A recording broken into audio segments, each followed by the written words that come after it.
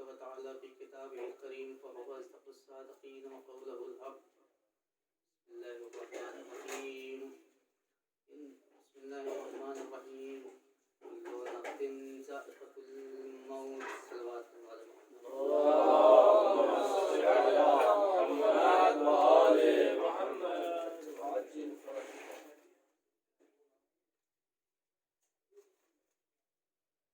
पहले की मजलिस का आगाज़ किया जाए उससे कबल तीन मरतबा इखलास पढ़ के मोहम्मद रफ़ीक और उनकी फैमिली के मरहूमीन को, गुलाम अब्बास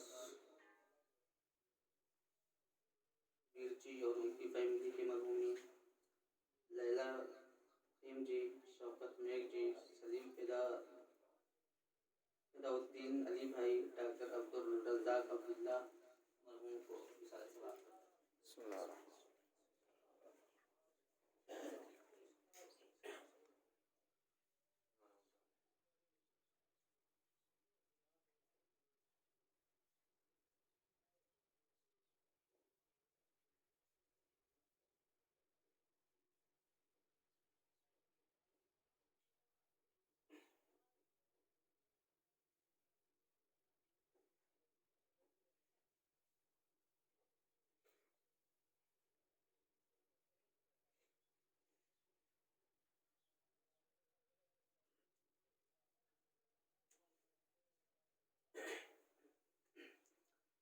मोहम्मद वाले मोहम्मद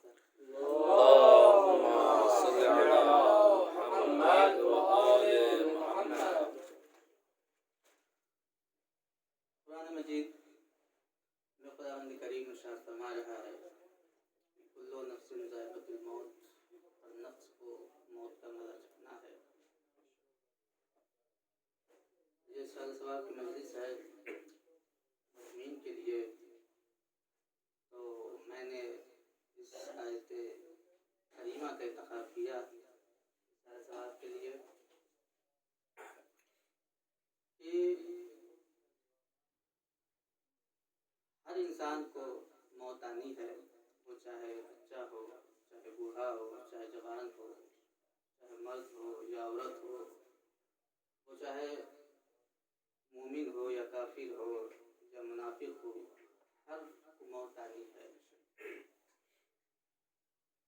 इससे किसी को फरार नहीं है, ये ना कोई समझे कि हम मौत से बच जाएंगे, तो ऐसा नहीं है।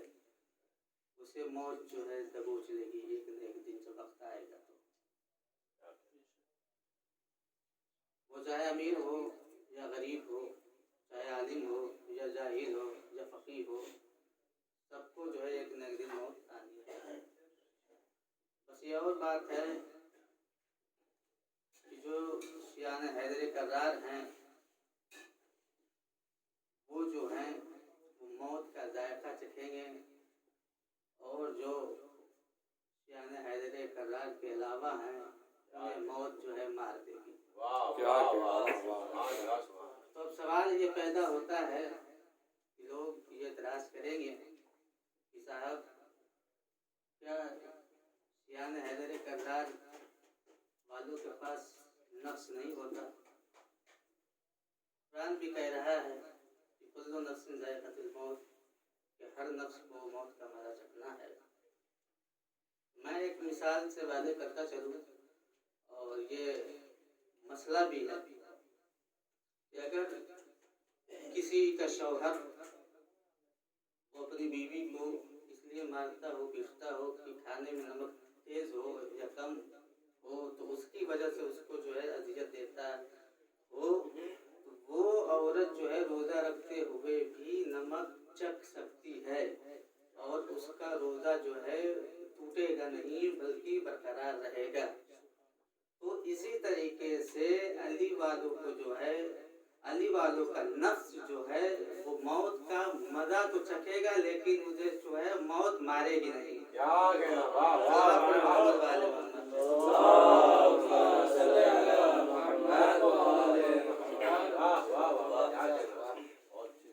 तो मौत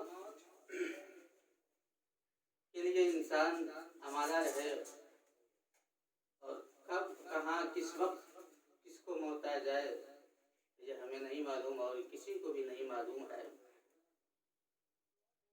कि अल्लाह ने उधर से रूह को भेजा और इधर से मिट्टी चली, मतलब कि जिस्म चला। अब ये एक सुन्नी के आलिम हैं मोइनुद्दीन अरबी, वो ये कहते हैं कि मौत जो है, रूह जो है, ये अम्र खुदा है और अम्र खुदा को मौत नहीं आती। तो मैं अगर होता उनके पास तो मैं ये कहता कि अगर अम्र खुदा को मौत नहीं आ सकती तो जो उलुल अम्र को होंगे उनको कैसे मौत आ सकती है?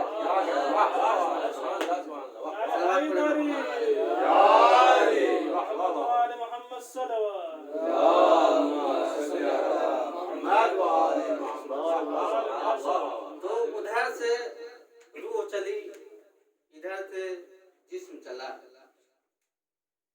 तो इन दोनों को मिलाने के लिए एक तीसरे की जरूरत पड़ती है। और किससे मिलाया जाए, किसके जरिए से मिलाया जाए? वो जो है नफ्स के जरिए से रूह को जिस्म से मिलाया गया। इसलिए जब मौत आती है तो किससे मौत आती है? न तो जिस्म को मौत आती है, न तो रूह को मौत आती है, बल्कि मौत जो आती है वो नफ्स को मौत आती है। नफ्स जो है मौत का मजा जो है चखता है। तो जब रूह निकल गई तो फिर ये हुआ कि मौत, जिस्म जो है अलग हो गया और रूह जो है अलग हो गई। वो इसलिए कि मौत किसे आई? नफ्स को मौत आई। अगर जिस्म को मौत आती तो उसका हाथ सलामत न रहता, उसकी नाक सलामत न रहती, उसकी आंख सलामत न रहती, उसकी जबान सलामत न होती। अगर रूह को मौत आती तो ये न कहा जाता कि रूह जो है निकल कर ऊपर की जानिब चली गई, तो रूह तो जाती ही नहीं। अगर उसको अगर मौत आती तो मालूम ये हुआ कि मौत जो है सिर्फ और सिर्फ नफ्स को आती है। तो जब मौत जो है नफ्स को जब आ गई तो रूह भी जुदा हो गई और जिस्म भी जुदा हो गया। जिस्म कहाँ गया? मिट्टी में, क्योंकि जिस्म जो है मिट्टी से आया हुआ था। और रूह कहाँ से आई थी? रूह जो है अल्लाह की जानिब से आई थी, अल्लाह की तरफ जो है चली गई थी। गिरामी, अब देखिए इंसान कितनी कोशिश करता है जिस्म को आराम देने की, कि उसको जो है अच्छी ग़िज़ाएं देता है, अच्छी दवाएं अता करता है उसे, और अच्छे मकान देता है, अच्छी गाड़ियां देता है। लेकिन जिस्म को कहाँ जाना है? जमीन में जाना है। अगर आपको उरूज देना है तो रूह को दो, अगर तरक्की देनी है तो रूह को दो। तो जाने गिरामी, जिस्म की ग़िज़ा क्या है? यही है, खाना पीना जो है, ये जो है इसकी जो है ग़िज़ा है।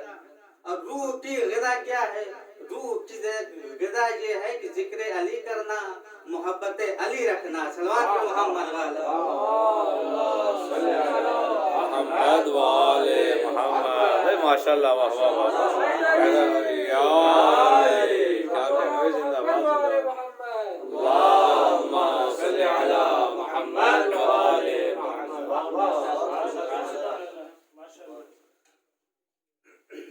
अब दो लोग हैं,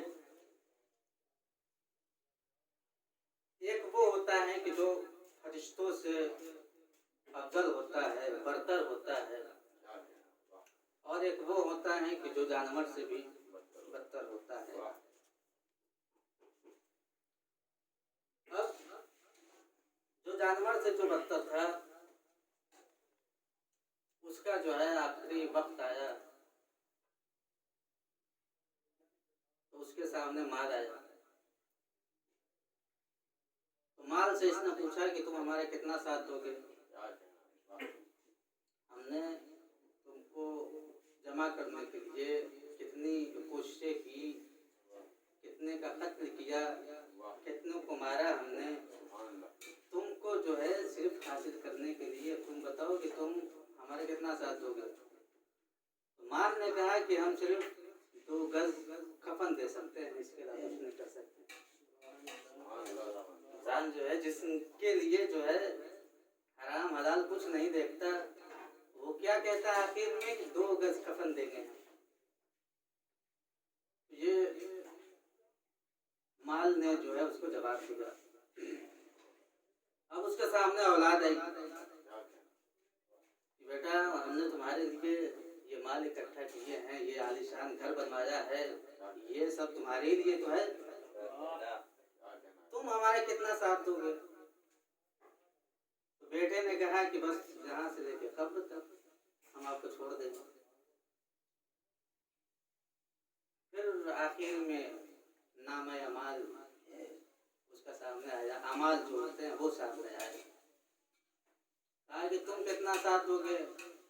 हमने तुमको हल्का समझा, हकीर समझा। जब नमाज का वक्त आता था तो हम हो जाते थे, जब रोजे का वक्त आता था, जब रोजे का महीना जब आता था तो हम बीमारी का बहाना कर लेते थे।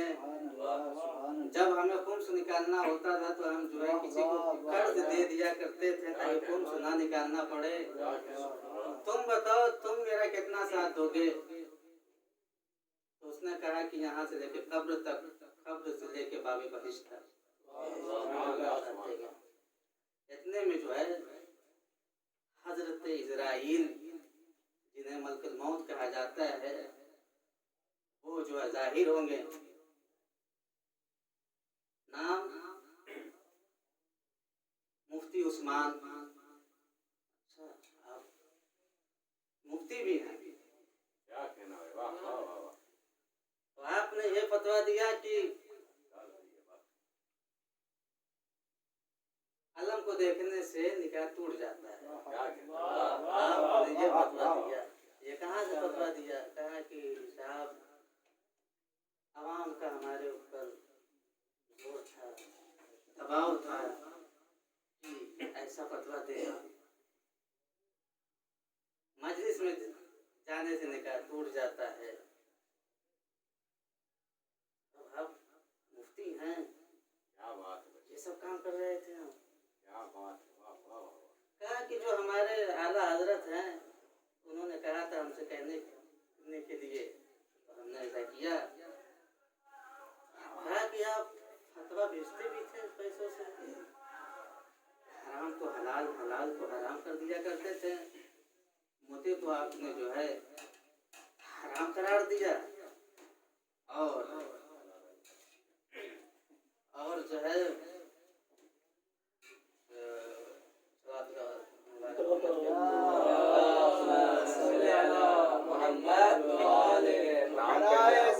इमामे ज़माना बवाज़े बुलंद सलवात।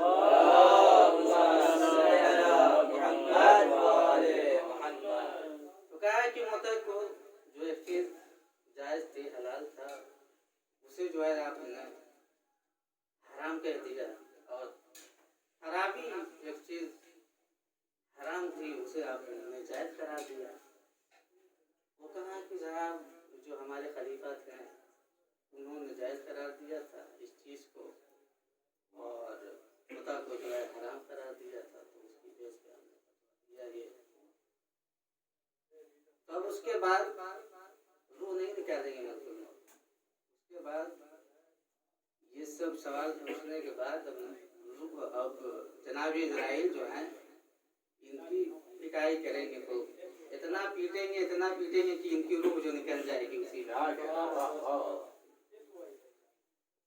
अब जो फरिश्तों से जो अफजल होगा अब उनका वक्त आएगा। वो उनका नाम है सलमान। मिसाल के तौर पर ले लीजिए सलमान। वो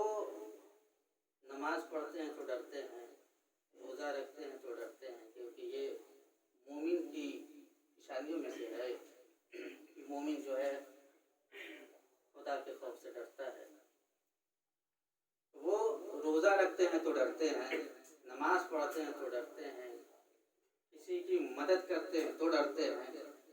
तो उनकी ज़िंदगी, उनकी लाइफ जो है डरते ही डरते गुजर जाएगी, यहाँ तक कि मलकुल मौत हाजिर होंगे।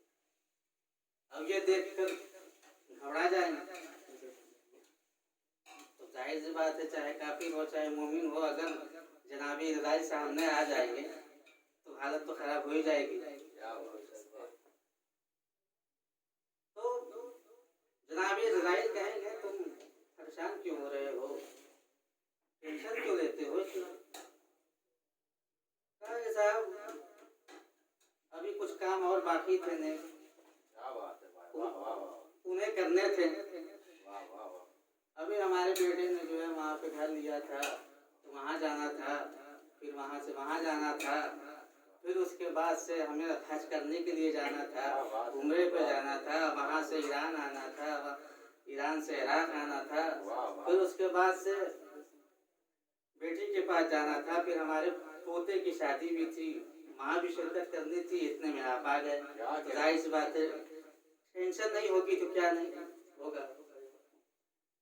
तो कहा कि परेशान ना हो, अगर तुमको एक के बदले 10 दिए जाए तो कहा कि आसमान की जानिब देखो।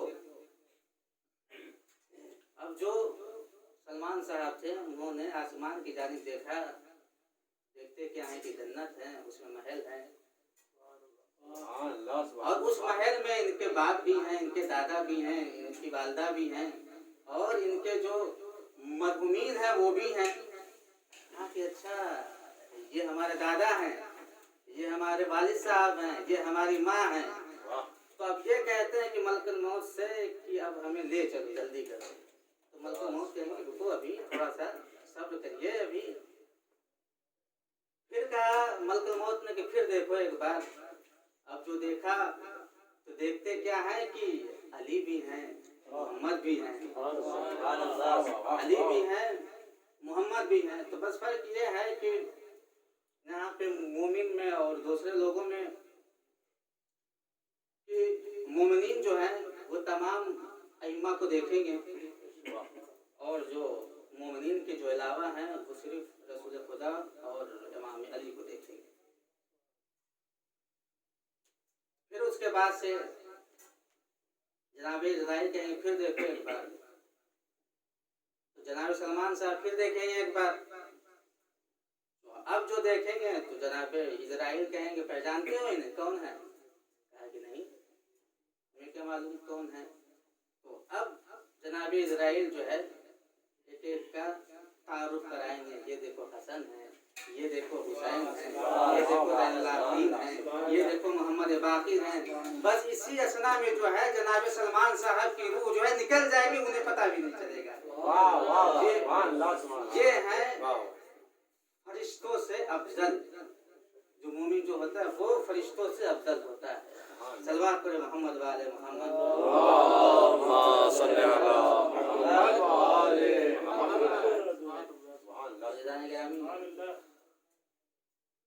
हर इंसान को नेक काम करने की तौफीक अता फरमाए, और रूह निकले तो ऐसे ही निकले, इमाम अलैहिस्सलाम को देखते हुए रूह निकल जाए, न कि मुफ्ती उस्मान की तरफ पीट पीट के रूह निकल जाए। तो एक वाक़या है, इमाम अली अलैहिस्सलाम खुतबा दे रहे थे, तो वहाँ पे उनका एक सहाबी बैठा था, चाहने वाला बैठा था। उसके चेहरे का रंग बदल रहा था बार बार। इमाम ने पूछा है हारिस क्या वजह है, परेशान क्यों हो रहे हो इतना? कहा कि मौला आपके खुतबे में मौत का जिक्र हो रहा है, और उसकी वजह से मुझे हैबत हो रही है मौत से।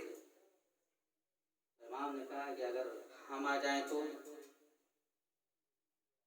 हारिस हारिस ने कहा कि फिर इससे बड़ी क्या बात है, फिर तो कोई खौफ नहीं होगा हमें। फिर जो है इमाम खुतबा देने लगे। फिर देखा वो कुछ देर के बाद कि हारिस का रंग जो है वो तगैयर होने लगा। फिर पूछा, हारिस शांत क्यों हो रहे हो? फिर से कहा कि मौला आप हुकूमत के काम से कभी बाहर जाते हैं, कभी शहर में, कभी उस शहर में जाते हैं, जब हमारा आखिरी वक्त होगा तो फिर आप कैसे आएंगे? इमाम ने कहा कि हारिस तुम पहचानते नहीं हो। कहा कि मोमिन हो या मुनाफिक, उस वक्त तक उसकी रूह नहीं निकल जाती जब तक कि वो हमें देख न लेगा। और गिरामी, वो चाहे मोमिन हो चाहे मुनाफिक हो, इमाम को देखेगा। बस फर्क ये रहेगा कि मोमिन जब देखेगा तो उसकी रूह खुशी से निकल जाएगी, और मुनाफिक जब देखेगा तो उसकी रूह हैबत से निकल जाएगी।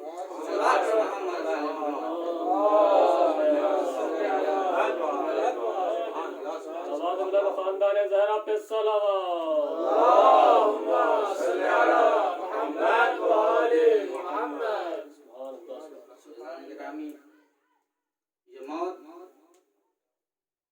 वो है कि जो किसी को छोड़ती नहीं और जिस वक्त आ जाती है उसे लेकर ही जाती है। इसी तरीके से देखिए जनाब सुलेमान नबी के पास जब मलकुल मौत पहुंचे हैं, मलकुल मौत ने कहा कि या नबी अल्लाह आपका वक्त हो गया है, चले। कहा कि थोड़ा बैठ लेने दो। कहा कि नहीं, जिस हालत में उसी हालत में। कहा कि थोड़ा सा साए में आ जाने दो। कहा कि नहीं, आप जहाँ हैं, जिस वक्त हैं, आप जिस हालत में हैं, उसी हालत में जो है हम आपकी रूह को कब्ज करेंगे। तो जनाब सुलेमान की रूह जो कब्ज हुई, लेकिन हमने एक दर और देखा जहाँ मौत बार बार आ रही थी, बार बार वो दर जनाब सैयदा सलामुल्लाह अलैहा का था।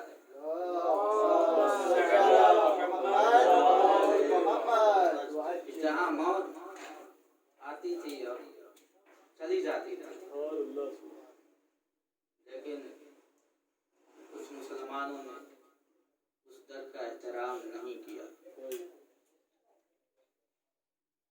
जनाब रसूल खुदा की वफ़ात के बाद अभी कुछ दिन गुजरे थे, लोग जो है आग लेकर चले जाए, लकड़ियाँ लेकर चले जाए, और कहते क्या हैं कि अबुल हसन को बाहर निकालो, नहीं तो मैं इस घर में आग लगा दूंगा। जनाब सैयदा कहती हैं कि क्या तुम उस घर में आग लगाओगे जहाँ रसूल के छोटे छोटे बच्चे रहते हैं? जवाब आया, हाँ रहते हों, हमें इससे कोई फर्क नहीं पड़ता।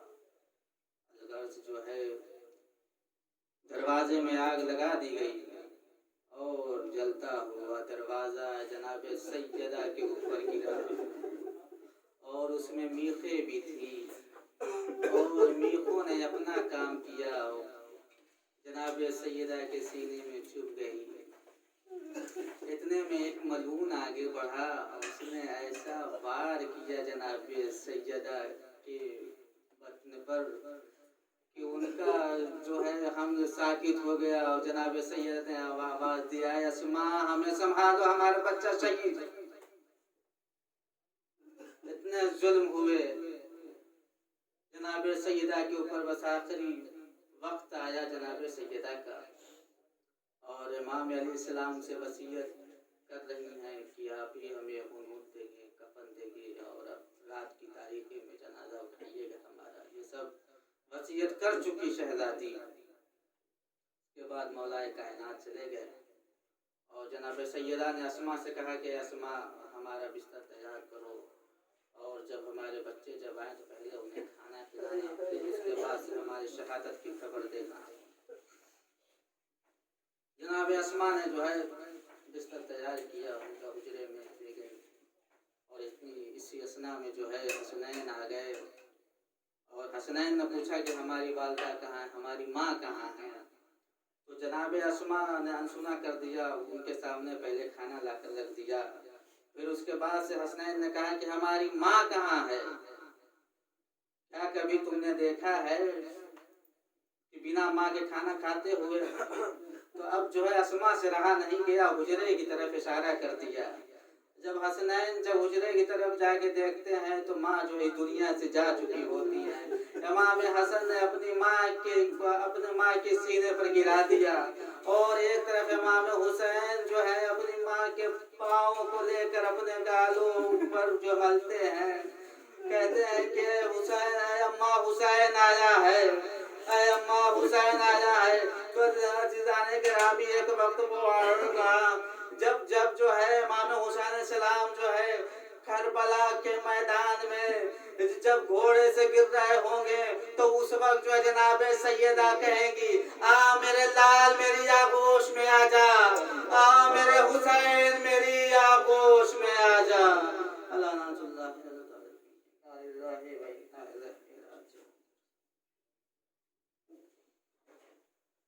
तुझे वास्ता मोहम्मद वाले मोहम्मद के सदक़े में जो मरीज हैं उन्हें शफ़ाए कामिला इनायत फरमा, जो बेऔलाद हैं उन्हें औलाद सालिहा अता फरमा, और जो कर्ज़दार हैं उनका कर्ज़ जो है जल्द से जल्द अदा हो जाए। जो हज़रात जिस तरीके से इस मदरसे में मदद कर रहे हैं, परवरदिगार उनकी तौफ़ीक़ात में इज़ाफ़ा कर, मस्जिद हैदरिया के मोमिनीन व मोमिनात हक़ बाबुल हवाइज जो उनकी परेशानी को दूर कर, और इन मरहूमीन के लिए जो मजलिस की गई है अल्लाह उनको जवार मासूमीन में जगह अता कर, और इमाम ज़माना सलाम का जल्द से जल्द ज़हूर हो और उनके सिपाहियों में हम सबका शुमार हो।